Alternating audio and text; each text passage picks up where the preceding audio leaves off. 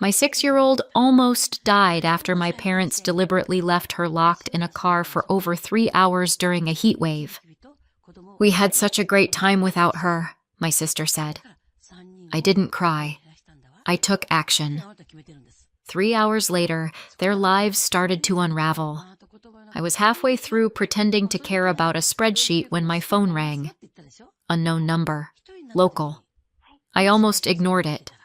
Almost. The kind of almost that still wakes you up at 3 in the morning later. Anna Walker? A man asked when I answered.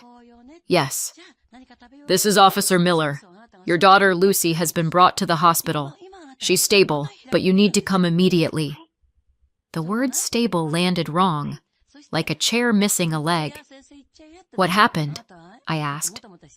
We'll explain when you arrive, he said. Professional. Calm. The kind of calm that means something has already gone very wrong. One more thing. The vehicle involved is registered to you. The call ended before I could ask what that meant. For a second, I just sat there, phone still pressed to my ear, listening to nothing. My office kept going around me, keyboards clicking, someone laughing at a joke I would normally pretend to hear.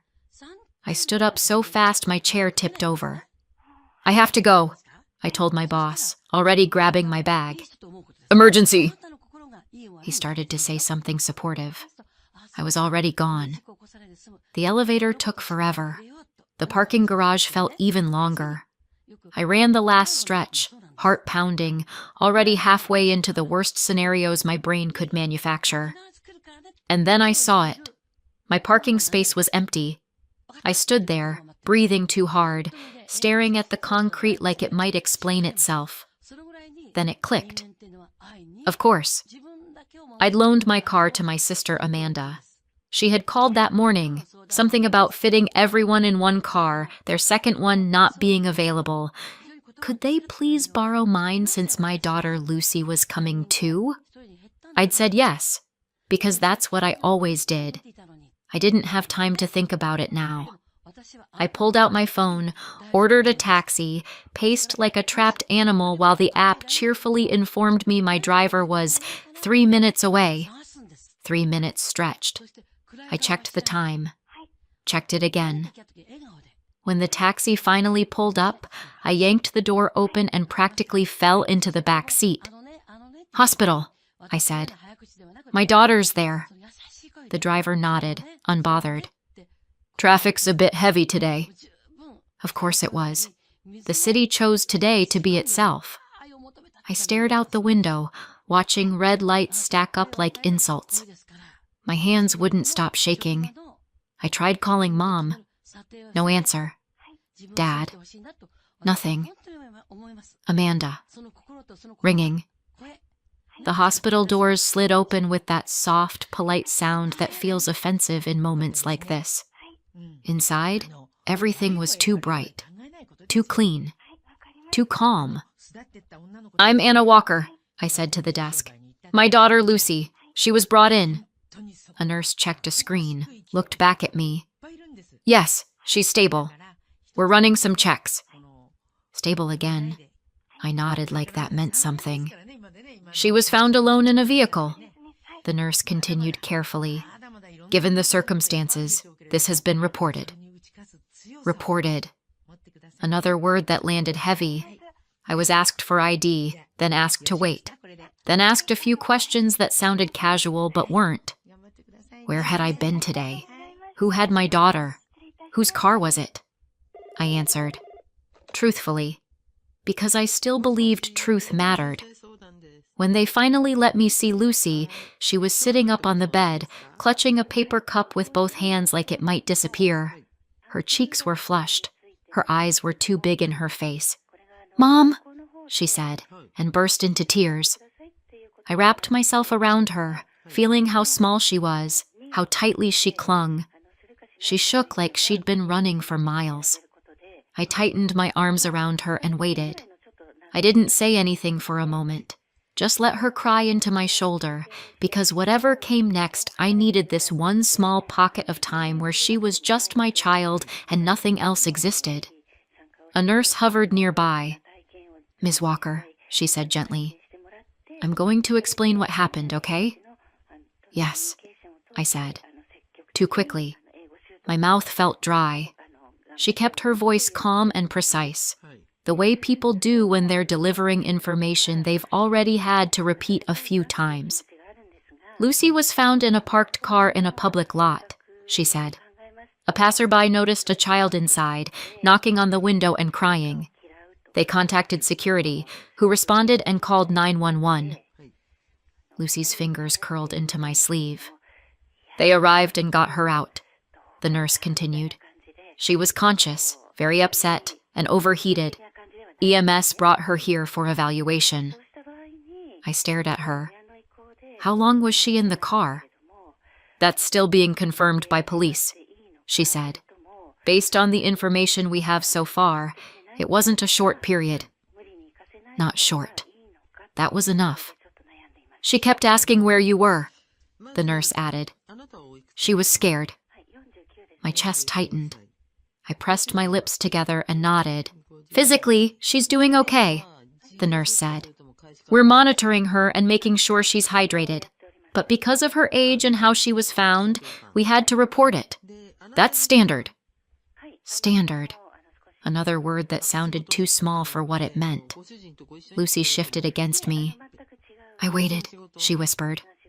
"I thought they were coming back." "I know," I said, keeping my voice steady. "I know." Officer Miller stepped into the doorway. He didn't look rushed or angry. He looked neutral, which somehow felt worse. "Ms. Walker," he said, "when you have a moment, I need to ask you a few questions. We can step into the hall." Lucy stiffened. "It's okay," I told her softly. "I'll be right outside."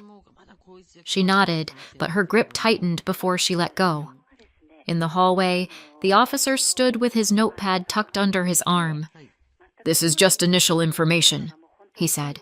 "We'll do a formal statement later." "Okay. Where were you today?"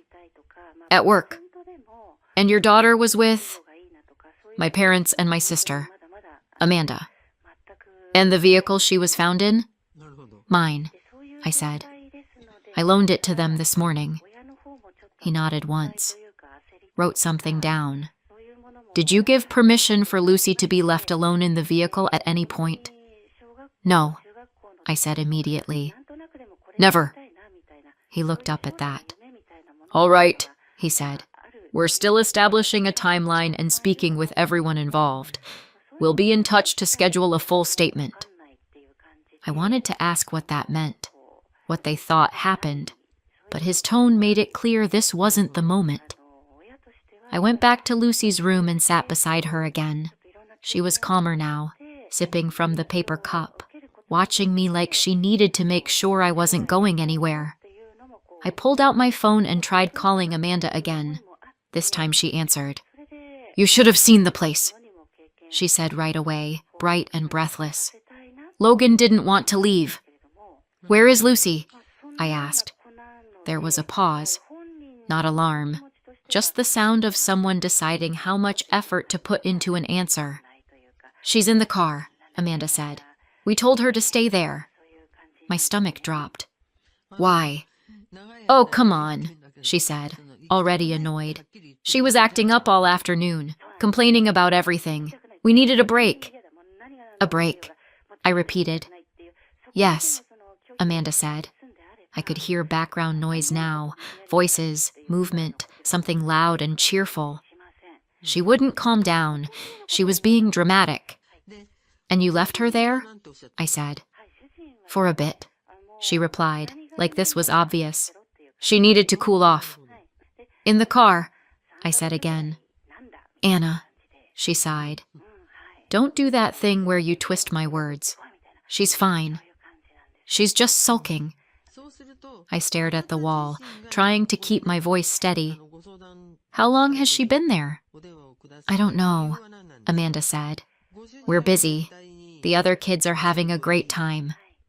Then she laughed. Not cruelly, casually. "We actually had such a great time without the drama queen." That was when I said, very clearly, "Lucy is in the hospital." Silence. "What?" Amanda said. "No, she isn't. Police called me," I said.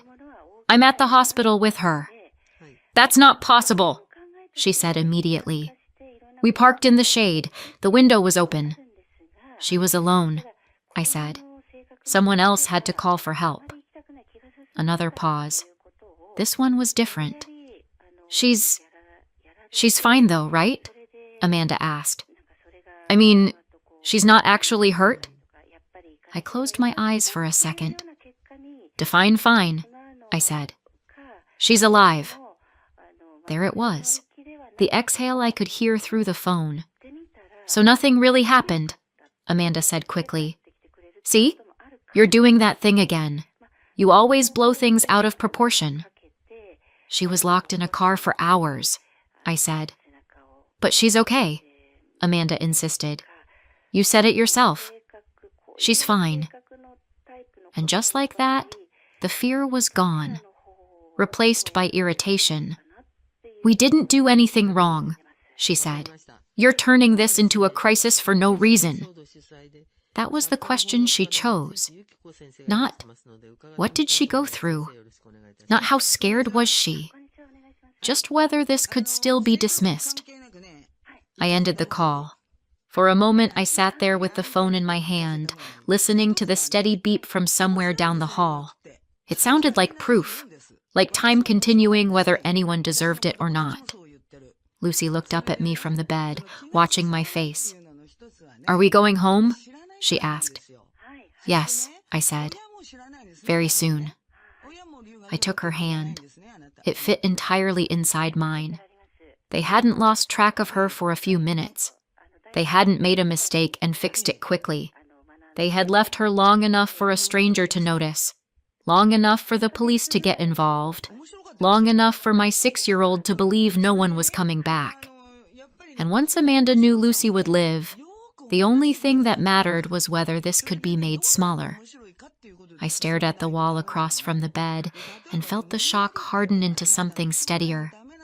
This wasn't the first time my family had decided something awful wasn't a big deal. It was just the first time they'd done it to my child. That changed everything.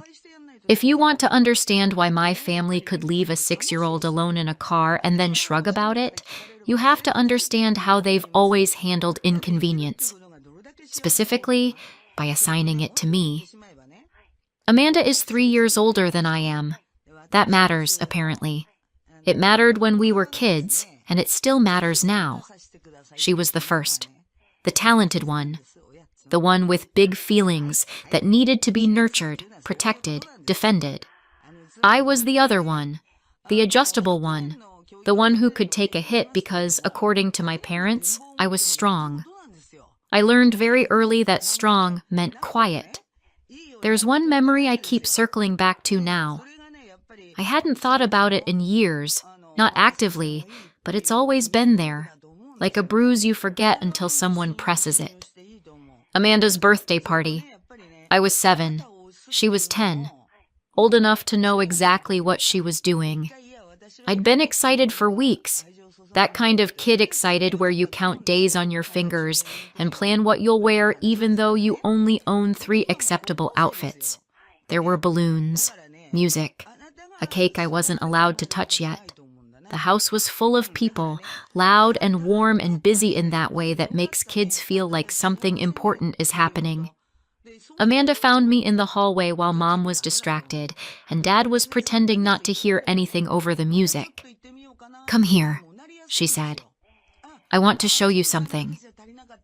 I followed her, because that's what younger sisters do. Because you always believe there's a chance this time will be different. She led me to the storage room near the back of the house. Boxes, old coats, holiday decorations shoved into corners. She pointed at a shelf. "Can you grab that for me?" I stepped inside. The door closed. The lock clicked. I remember the sound more than anything else. Sharp. Final. At first I thought it was a joke. I laughed and knocked. I waited for her to laugh back and open the door. She didn't. The music from the party thumped through the walls. Voices rose and fell. I called out. I knocked harder. No one heard me, or no one wanted to. Time does something strange when you're a kid and you realize no one is coming. It stretches. It gets heavy. You start to bargain with it. I don't know how long I was in there. Long enough to stop crying. Long enough to sit on the floor with my knees pulled in, listening to the party I was missing. Eventually, the door opened. Amanda stood there, bored, like she'd just remembered where she'd left me. I ran straight to my parents. "She locked me in," I said. "She locked me in the storage room. I couldn't get out." Amanda rolled her eyes. "She's lying." Mom frowned. Not at her. At me. "Why would you do that to yourself?" she asked.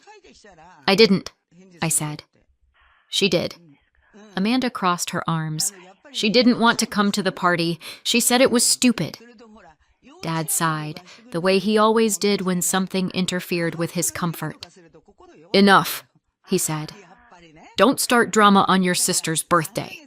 I remember standing there, still shaking, watching the story settle into place without me. The version where Amanda was innocent and I was difficult. The version where it was easier to punish me than deal with her. I got grounded. Not Amanda. Me. For lying. For ruining the mood. For making everything about myself. That was the moment I learned a very important rule in my family. The truth only matters if it's convenient. I didn't bring it up again. There was no point. Every time I tried to explain myself growing up, it just turned into proof that I was too sensitive. So I adapted. I stopped pushing. I stopped arguing. I became agreeable. Reliable. The one who smoothed things over. Amanda, meanwhile, was encouraged to follow her passion.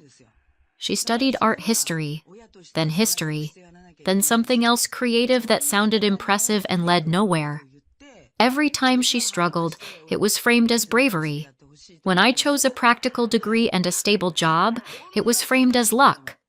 I married Chris. We built a life that worked. We had Lucy. Amanda married Jason. They had Logan and Ella. She drifted between jobs, always on the verge of finding her calling. Recently, she decided to retrain as a teacher. Art, of course. Something with children. Something that finally sounded stable. My parents retired. Or tried to. They didn't quite have the savings they'd planned. They talked a lot about traveling while we still can. About how time was precious. About how they'd sacrificed so much. So I helped.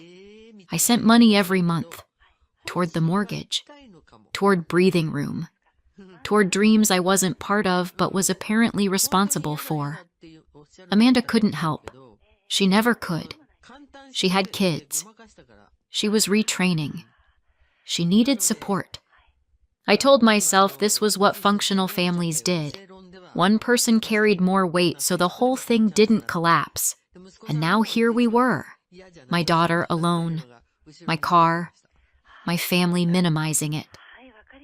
As I sat in that hospital room, listening to Lucy's breathing even out, the memory of that storage room pressed in on me. The same pattern, the same logic. Someone makes a choice. Someone else pays for it. And if I don't cooperate, I become the problem. I looked down at Lucy's hand in mine, small, trusting, still slightly damp from the paper cup she'd been clutching. I thought about how easy it would be for them to tell a story where this was my fault too.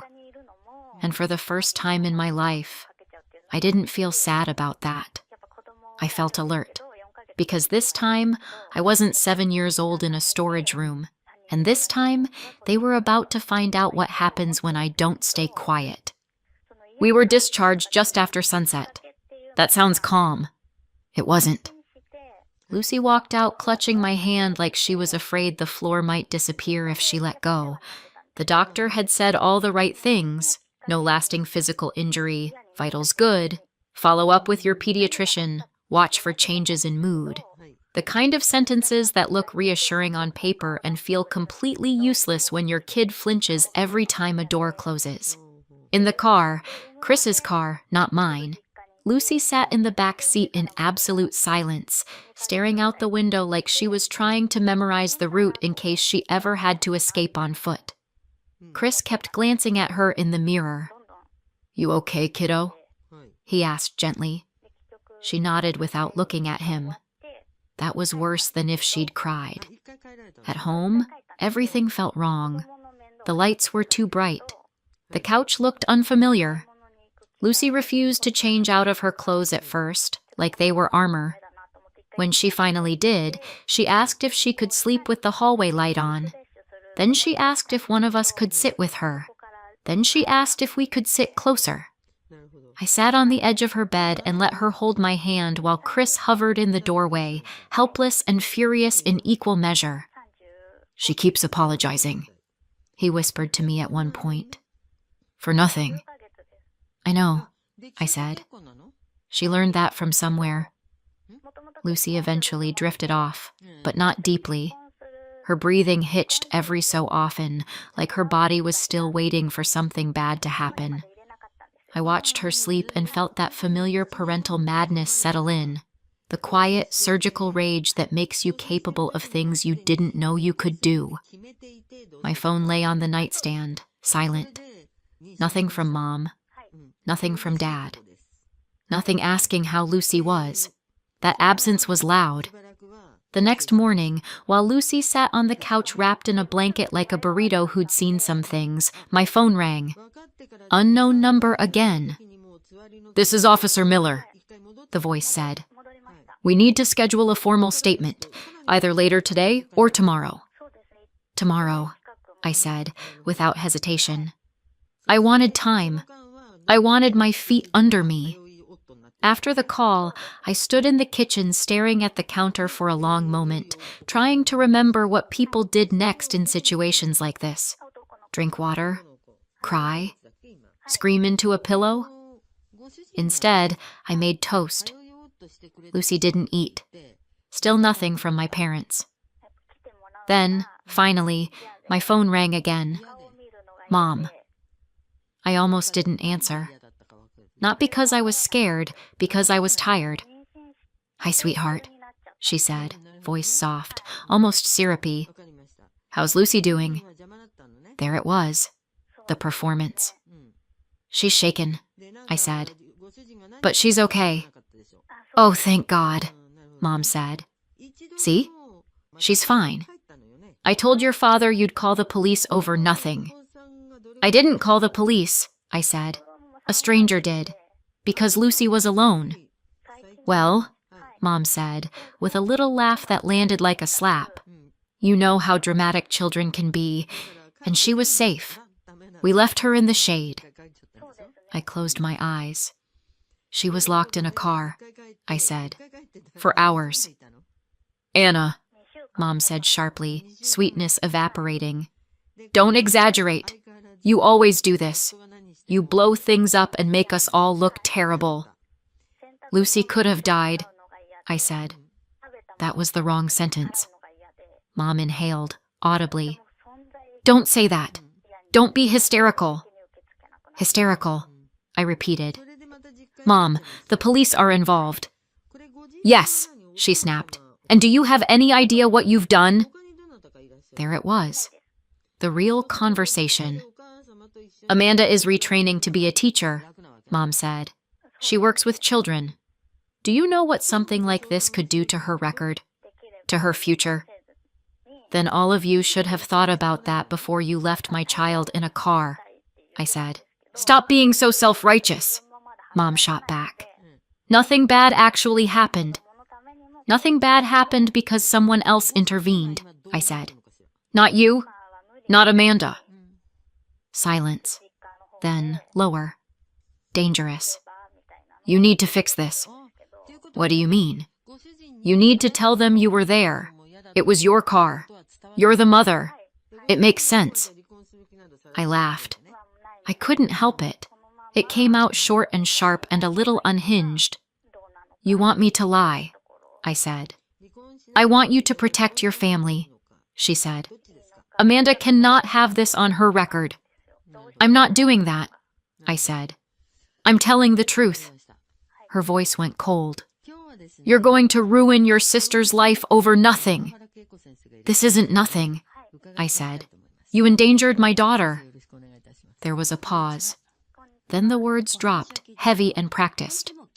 If you do this, Mom said, you are not my daughter anymore.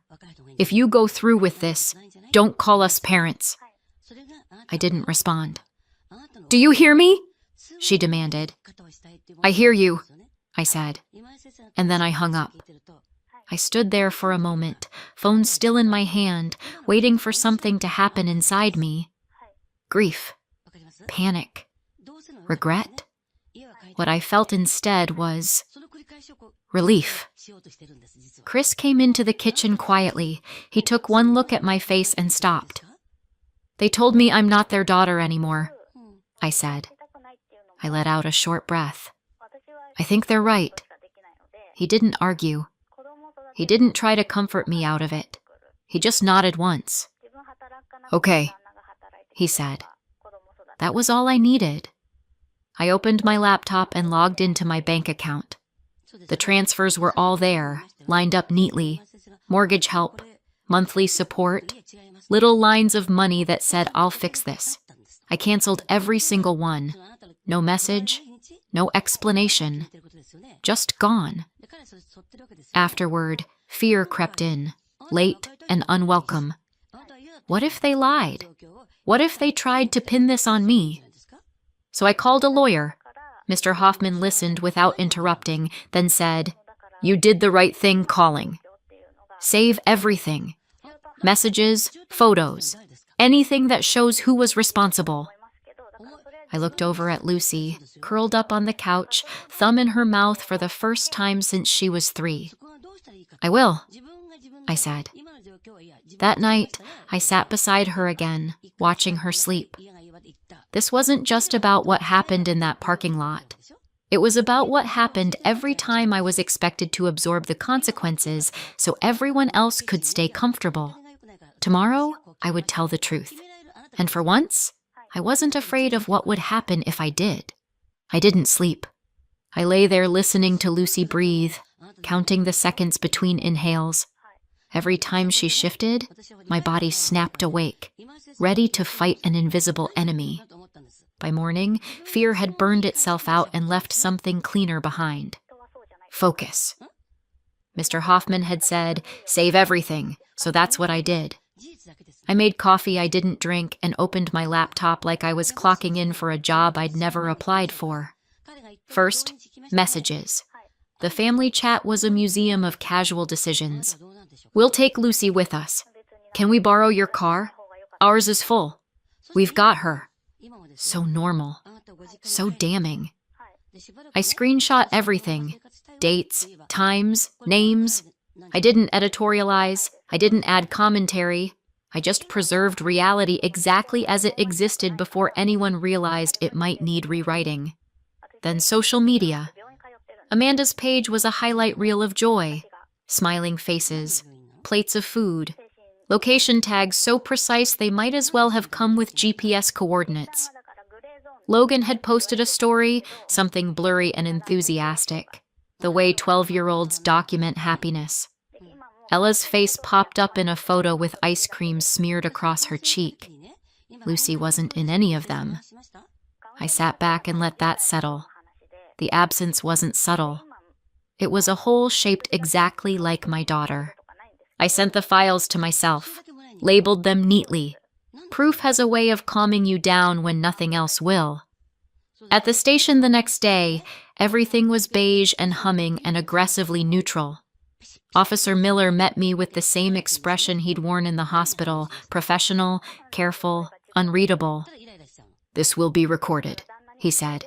Take your time. I did.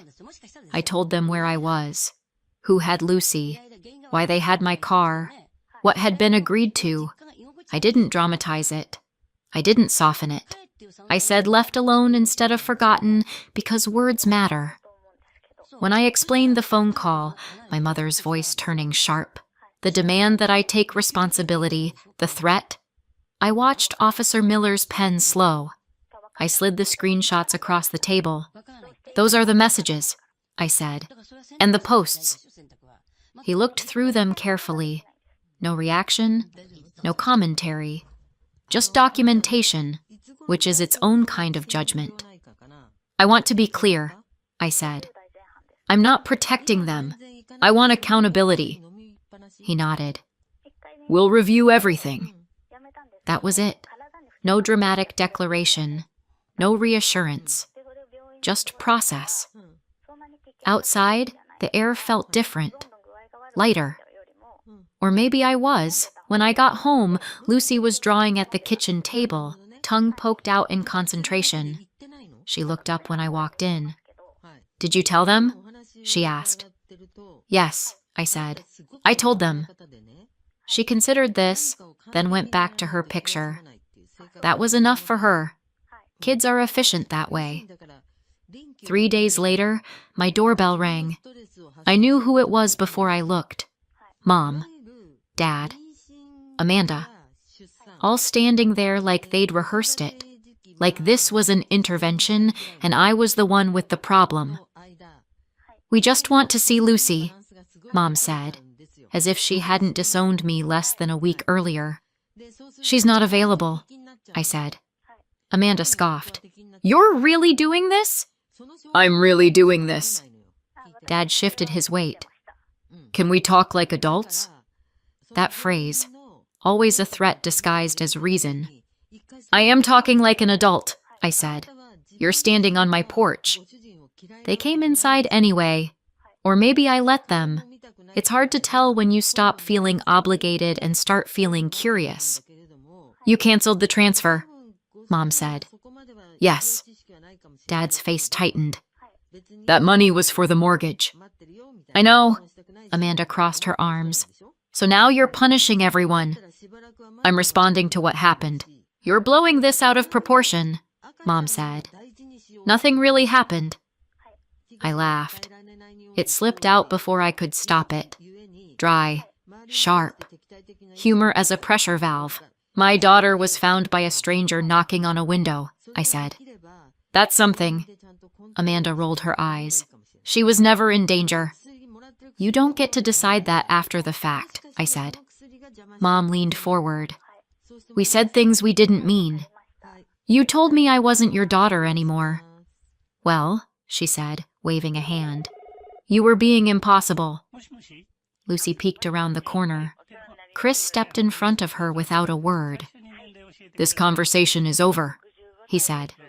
Amanda laughed again. "See? Drama." Something settled in me then. Not anger. Recognition. "This isn't new," I said. "This is what you've always done."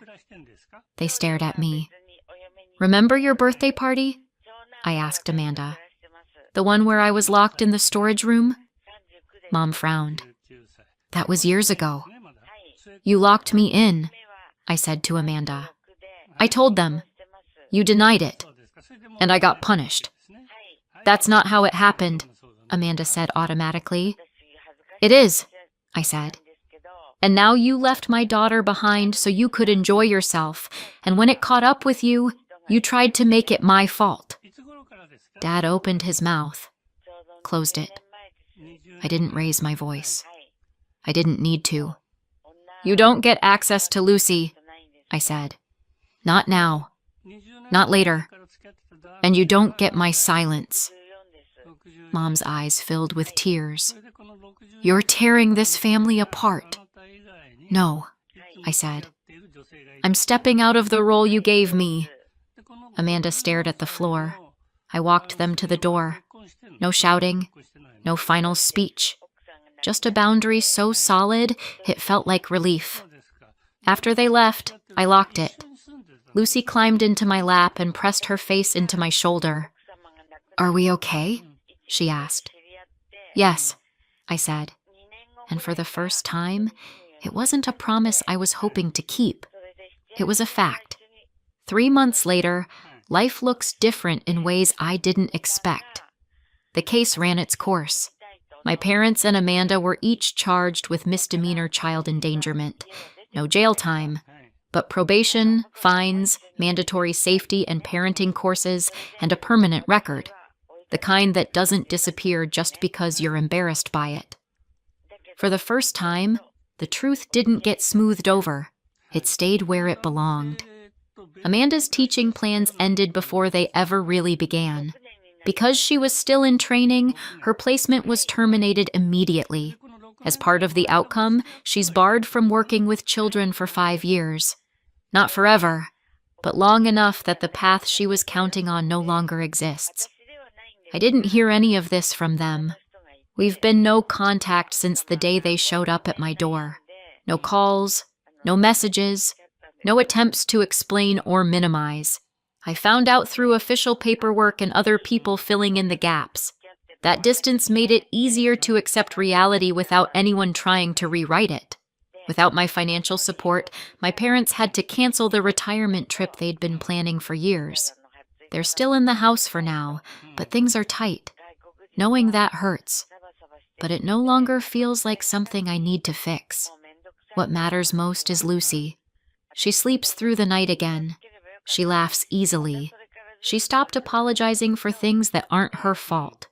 In therapy, when asked what makes her feel safe, she answered simply, "My mom always comes back." That was enough. As for me, life is quieter, lighter. I didn't lose a family. I let go of a role I was never supposed to have. So tell me, did I go too far, or did I finally go far enough? Let me know in the comments, and subscribe for more. On my wedding day, my stepsister claimed my fiancé had been secretly texting her, saying he didn't love me and begging her to run away with him. Everyone expected me to panic and call it off. I didn't cry. I did this. 1 week later, everything collapsed. I'm 25, and I recently married my boyfriend of almost 7 years. His name is Ethan. He's 25 too. I also have a 24-year-old stepsister named Brooke. Our parents got married when I was 9 and she was 8. My mom married her dad. By that point, they'd already been dating for almost 3 years, so it didn't feel sudden. We were already used to seeing each other all the time. Technically, I met Brooke when I was 6 and she was 5. Back then, whenever she and her dad came over, I would get embarrassingly excited. I grew up in a neighborhood with almost no kids my age, so every visit from her felt like a little holiday. We'd tear around the backyard, invent dumb games, whisper secrets that weren't really secrets at all. It was easy and light in the way only childhood friendships are. As we got older, we stayed close. All through middle school, I thought of her as my best friend. High school is where everything tilted. And of course, it tilted because of a boy. Classic. Before I get into that, it probably helps to explain the situation with my biological father. My mom was pregnant with me when my father cheated on her with her friend. When he found out about the pregnancy, he decided he didn't want to be a dad. After I was born, he signed away his parental rights and walked out of our lives. He never married the woman he cheated with. He just disappeared. My grandparents on my mom's side are pretty well off. Because of that, my mom chose not to chase him for child support. She didn't want his money, didn't want to deal with him, didn't want legal drama. She just wanted him gone. So I never met him. I don't know what he looks like now, where he lives, whether he has other kids.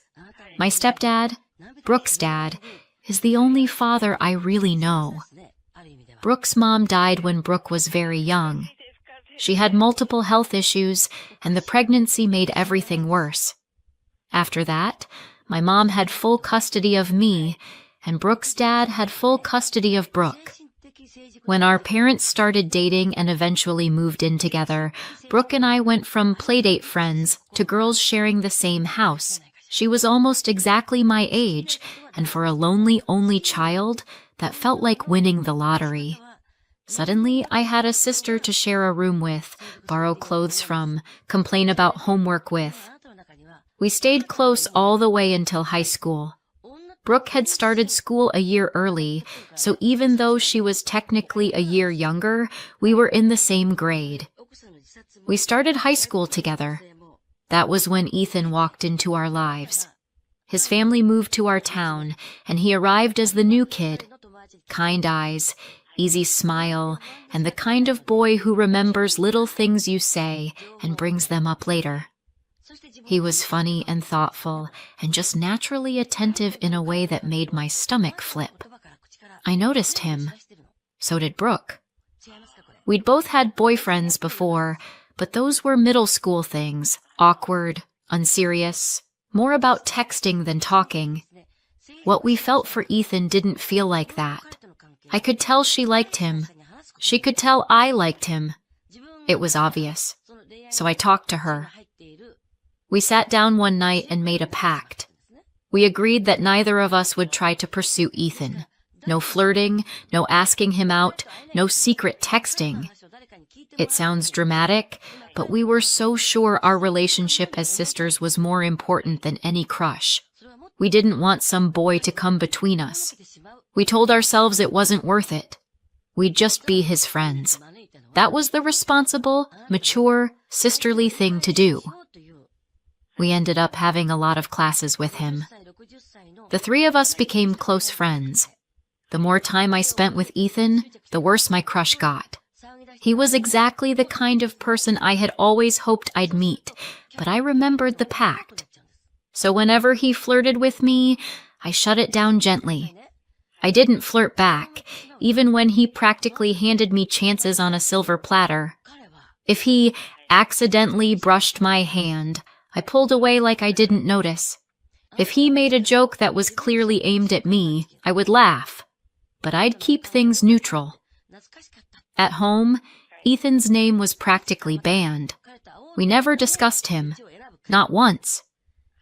It was like we'd both silently agreed that admitting our feelings out loud would blow everything up. This dance went on for years. By senior year, the prom was coming up, and everyone was pairing off. People were planning limo groups, ditch day trips, after parties. A guy I liked in a casual way was circling around the idea of asking me, and I was ready to say yes. Not because I didn't care about Ethan, but because I was trying to live like none of that mattered. That's when Ethan pulled me aside. He told me Brooke had asked him to prom, and that she'd confessed she wanted to be more than friends. I remember the feeling in my chest like someone had dropped a stone in there. She was the one who had pushed so hard for our agreement. She was the one who insisted we never cross that line. I'd spent years swallowing my feelings, rejecting Ethan's flirting as politely as I could, making sure I never gave him any signal he could misinterpret. Meanwhile, she'd gone behind my back and done exactly what she swore we wouldn't do. But Ethan wasn't done talking. He told me he had turned her down. He said he had always seen Brooke as just a friend, even though he knew she liked him that way. He told me she'd been flirting with him for a long time, especially when they were alone, and he'd never encouraged it. He'd tried to keep clear boundaries because he didn't want to hurt anyone. Then he told me the reason. He was in love with me. He said he had been for years. He also admitted he had no idea why I kept pushing him away. From his point of view, he'd been dropping hints and trying to get closer, and I just kept shutting him down. He said he was confused and starting to wonder if he should give up and move on. Senior year was almost over. We were both about to leave for college. He told me he needed clarity. Either there was something between us and we'd do something about it, or there wasn't and he'd ask someone else to prom and stop waiting for me. He told me I had to choose. Tell him how I really felt, or tell him I didn't feel the same. I told him I needed a day. I needed time to think, to talk to Brooke. to figure out what was left between us before I did something I couldn't take back. That afternoon, I felt physically sick. I skipped my last few classes and went home early. I didn't want to sit next to Brooke on the bus with this hanging in the air. I waited for her in our room. When she got home, she acted completely normal. No mention of Ethan, no mention of prom, no strange behavior. Just a regular afternoon.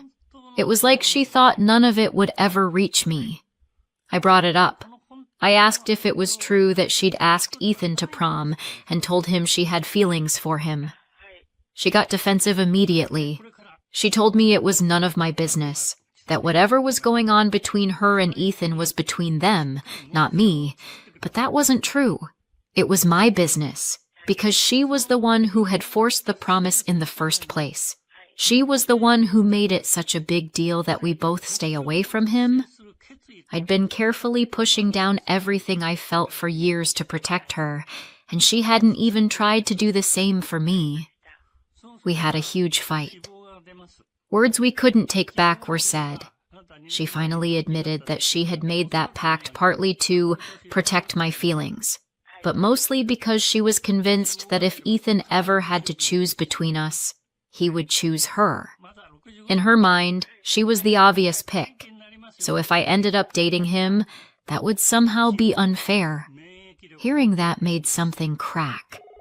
It wasn't just that she'd broken our agreement.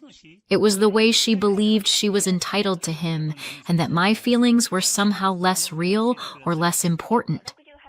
The next day, I told Ethan everything.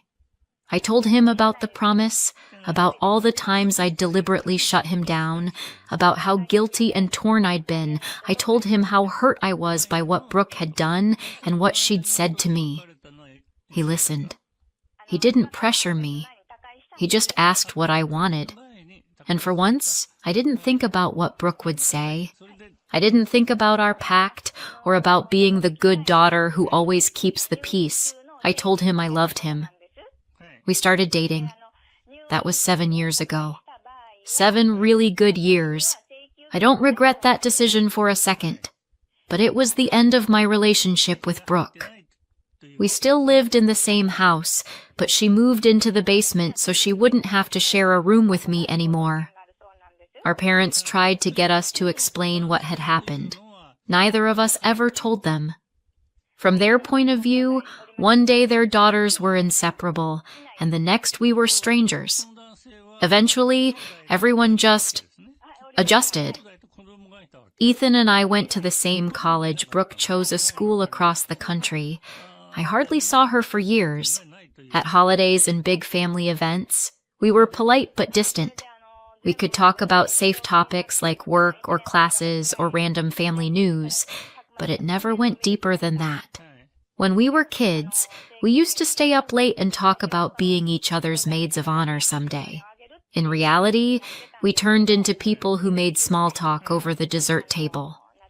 A couple of years ago, Brooke announced she was engaged to her college boyfriend. I congratulated her. She invited me to the wedding, and I went. I chose not to bring Ethan as my plus one. Even though he and I had already been together for a long time, I felt like showing up at her wedding with him would be rubbing salt into old wounds. It was her day, and even if she acted like she was over it, I didn't want Ethan's presence to hang over the whole thing like a cloud. At the reception, she noticed he wasn't there. She made a point of telling me I could have brought Ethan, that she was totally over everything, and it was all in the past. I believed her at the time. Looking back, I shouldn't have. About 8 months ago, Ethan proposed. He'd just gotten a promotion at work. I had left my old job to join my friend's startup. It felt like we were both stepping into a new phase of our lives at the same time. I said yes. We planned a small, relaxed wedding at a countryside hotel. Our parents, my bridesmaids, his groomsmen, and a few close relatives arrived 2 days before the ceremony. Other guests came either the day before or the morning of. Brooke and her husband were supposed to arrive the morning of the wedding. Instead, they checked in a day early.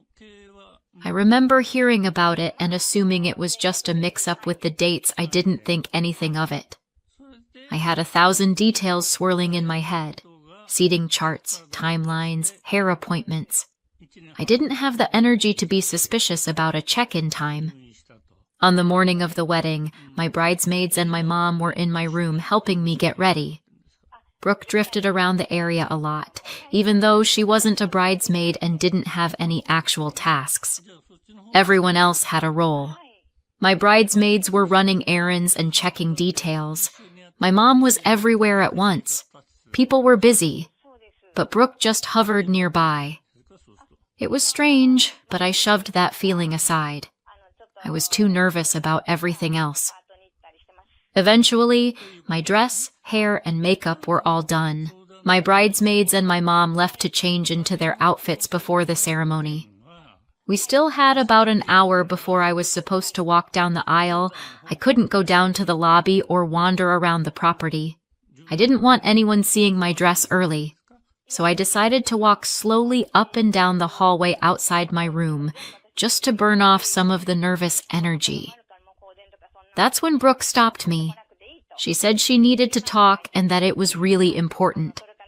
Given the state of our relationship, that alone was weird.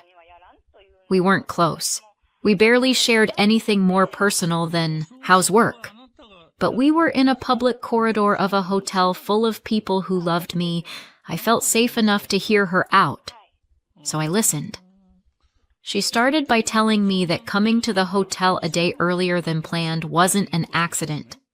She'd done it on purpose, because Ethan had asked her to. According to her, he had contacted her about 2 weeks before the wedding. She said he told her he was having second thoughts about marrying me, that he claimed he didn't love me anymore, that he had realized he was actually in love with her instead. She said they'd been talking behind my back, and that he had asked her to arrive early so they could run away together. Then she added that the whole time she'd been at the hotel, Ethan had been pressuring her to go through with this plan, that he was too scared to break up with me himself because he thought I might react badly, and he didn't want to be around when that happened or take responsibility for it. Brooke cast herself as the reluctant hero in this story. She told me she just couldn't bring herself to hurt me that way, so she had decided to come clean. She said she was telling me all of this because she cared about me and my future, and she chose to do it 1 hour before my wedding. As she spoke, I felt this strange, icy calm settle over me. I trusted Ethan. He's never been secretive or manipulative. He doesn't play games. If he had doubts, he would have told me, and the idea that he was secretly trying to run away with my stepsister, someone he barely talks to, just didn't fit anything I knew about him. On top of that, the logistics of her story made no sense. There had been no hint, no change in his behavior, nothing that lined up with what she was describing. The whole thing sounded like a bad script she'd written in her head. All I could see was that she was trying to blow up my wedding at the very last possible second. I didn't scream. I didn't cry. I decided to turn it around. Right there in the hallway, in my wedding dress, I took out my phone. I don't have her husband's number saved, but I do follow him on Instagram, so I opened the app and started a video call. I angled the phone so she couldn't see the screen. She clearly thought I was calling Ethan. My voice shook on purpose. I repeated her entire story out loud, word for word, to the person on the other end of the call. I said Ethan had supposedly confessed he was in love with her, that he'd asked her to run away with him, that he was pressuring her, that she'd come early because of him. Then I asked, "Is that true?" Brooke stood there, watching me, probably thinking she had succeeded. She must have believed I was about to dump Ethan right then and there. Her husband answered the call. Since she couldn't see the screen, she didn't realize who it was. At first, I finished repeating everything she said. Then I put the phone on speaker. Her husband sounded shocked and angry. He asked me to go over it again. I did, slowly. Every detail, Then he said he was coming back to his room immediately. He said Brooke's name, and that was when she finally understood who was on the other end of the call, not Ethan, her husband. She panicked. She started yelling at me, accusing me of trying to destroy her marriage, crying that I was doing this just to hurt her, that I wanted to ruin her life. I told her calmly that I had only done to her what she had just tried to do to me. Then I walked away and went back to my room. I told my bridesmaids what had happened and asked them to keep her away from the ceremony and reception. I didn't want her anywhere near that day if I could help it. In the end, I didn't have to worry. The ceremony went beautifully. There were no interruptions, no dramatic scenes, no unexpected speeches. Brooke didn't show up. I assume she spent that time fighting with her husband. At some point during the wedding, they checked out of the hotel and left. Only my parents seemed to notice she was missing. They asked where she was. I told them I'd explain later. It was my wedding day. I didn't want to stand around defending myself against someone who wasn't even there. After the chaos of the wedding died down, a week or so passed. Ethan and I were settling into married life, opening gifts, writing thank you cards, talking about everything that had happened. We both agreed that Brooke's stunt had been outrageous, but we were trying to put it behind us. Then my mom and stepdad called. They sounded upset. They told us that Brooke and her husband were separating. Her husband had called them, shouting on the phone, demanding that they come pick her up because she refused to leave his house. He told them that if she didn't go willingly, he would call the police and have her removed. So my parents drove over and brought her back to their place. That's when the full story came out. Her husband told them that he'd known for a long time that Brooke still had some kind of twisted obsession with Ethan. She had been telling her friends things like, I should have ended up with him, and it's not fair she got him instead of me. Her friends apparently fueled this, encouraging her to hold on to the idea that she and Ethan were meant to be. He'd tried to ignore it for a while, but when she tried to sabotage my wedding by inventing a story about Ethan wanting to run away with her, that was the last straw. He couldn't pretend anymore that it was just a silly fantasy she kept in her head. She was willing to act on it and hurt other people. He decided he wanted a divorce. When my parents finished relaying this, I expected them to be angry at Brooke. I thought they'd finally see how deep her jealousy went. Instead, they turned it on me. They said that yes, Brooke had behaved badly, but I should never have called her husband. In their eyes, I had humiliated her and destroyed her marriage by dragging him into it. They insisted that if I had just confronted Ethan privately, everything would have stayed contained. They wanted me to apologize to Brooke. When I refused, they stopped talking to me. They shut me out because I wouldn't say sorry for exposing a lie she told on my wedding day. Some of our mutual friends took her side too. They said things like, maybe Brooke acted crazy, but you escalated it, and you could have handled it differently if you really cared about family. I was shaken. I knew in my gut that what I'd done was fair, but when enough people tell you you're cruel, it starts to sink in.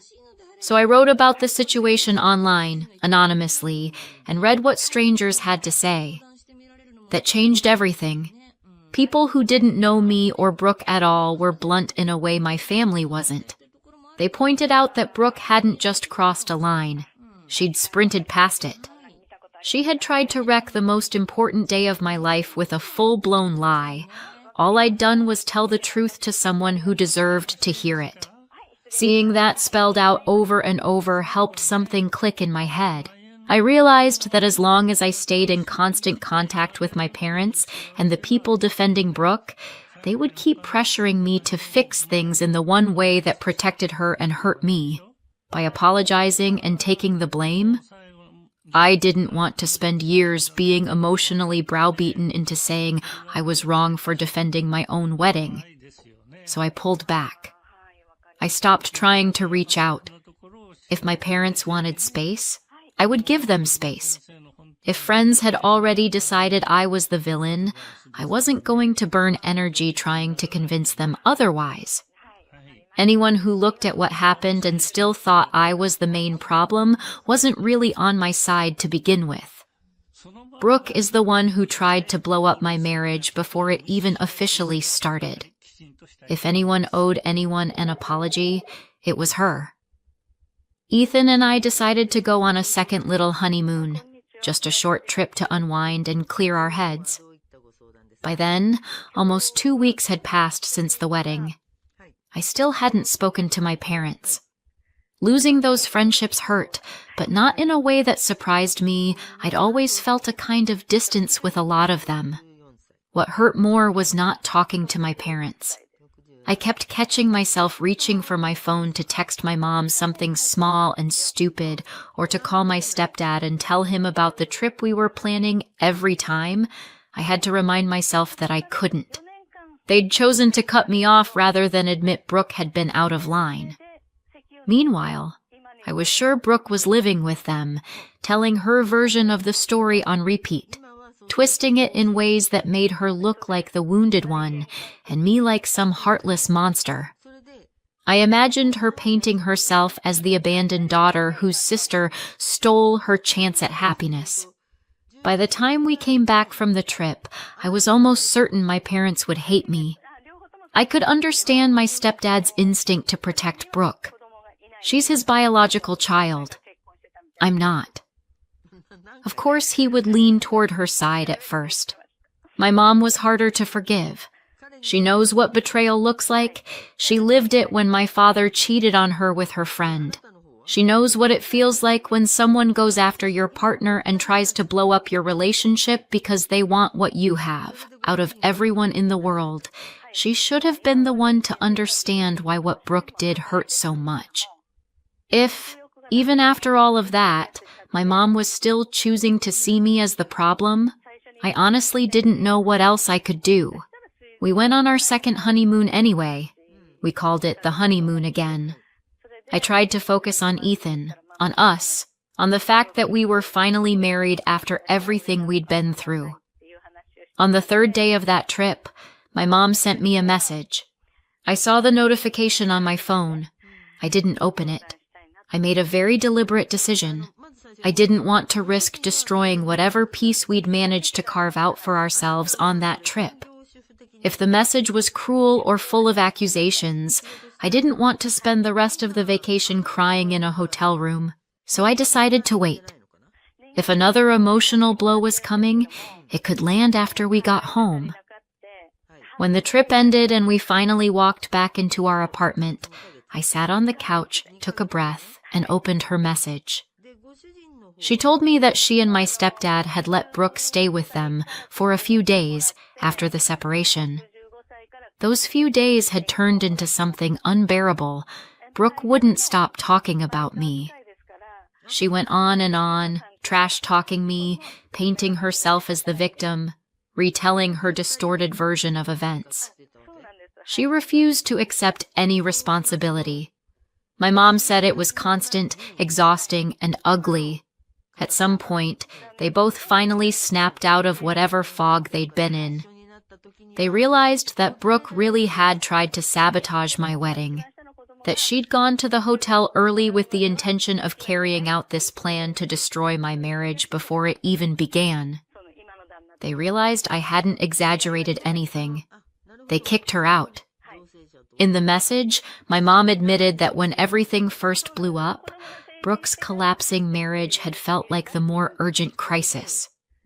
They were worried about her emotional state, scared of what she might do, and completely overwhelmed. In that panic, they made very bad choices, defending her at my expense, demanding that I apologize, shutting me out when I refused. Now, with some distance, they could see how unfair that was. She said they wanted to make things right. She asked if Ethan and I would come over for dinner so they could apologize properly and try to rebuild our relationship. Reading that, I felt relief and a kind of cautious hope. I showed Ethan the message, and we agreed to go. I don't think everything will magically go back to how it used to be, but it feels like the first real step in that direction, so that's where things stand now. My jealous stepsister tried to ruin my wedding by claiming my fiancé wanted to run away with her. I told the truth to her husband. Her marriage exploded, my parents blamed me, and for a while it felt like I had lost half my support system overnight. Then they saw what she was really like when the spotlight wasn't on me, and now they're the ones reaching out with an apology. I stood up for myself and for my relationship. I refused to let a lie rewrite my life, even if it meant being painted as the bad guy for a while. And even now, with things slowly getting better, I still catch myself wondering, did I go too far? Or did I just finally give Brooke the consequences she'd spent years working so hard to avoid? If you enjoyed this story, please like this video, subscribe to the channel, and leave a comment with what you think down below.